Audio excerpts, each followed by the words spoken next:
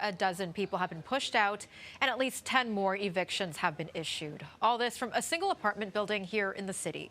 Michelle Mackey is speaking to tenants about what they say are unsafe, unhealthy, and unsustainable conditions they're forced to live in.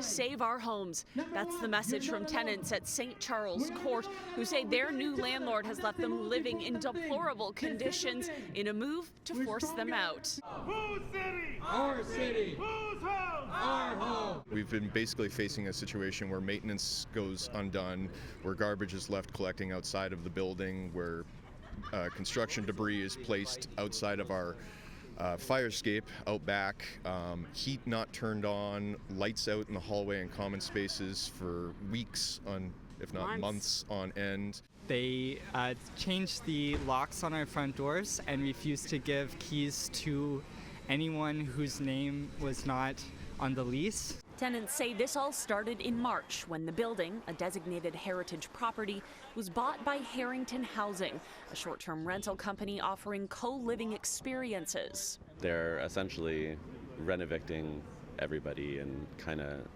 trying to set up short-term rentals.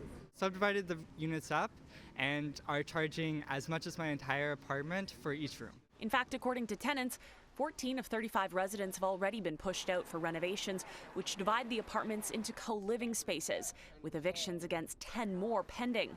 Tenants now say they're banding together to end the renovictions. Demand number one is to withdraw all eviction applications submitted against tenants at 30 Charles.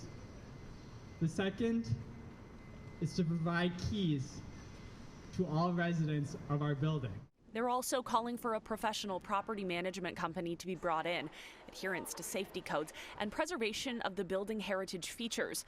These calls supported by tenant advocacy group No Dem Evictions. I wanted to support the building because I know this is a nightmare, and the one thing that the tenants can do is help each other and try to organize and try to put them in touch with other media and politicians and try to gain some momentum for tenants' rights in the city. CityNews reached out to Harrington Housing for comment, but did not hear back in time for broadcast. Tenants say the landlord removed construction materials blocking this fire exit the night before this protest. In the Church and Wellesley neighborhood, Michelle Mackey, CityNews.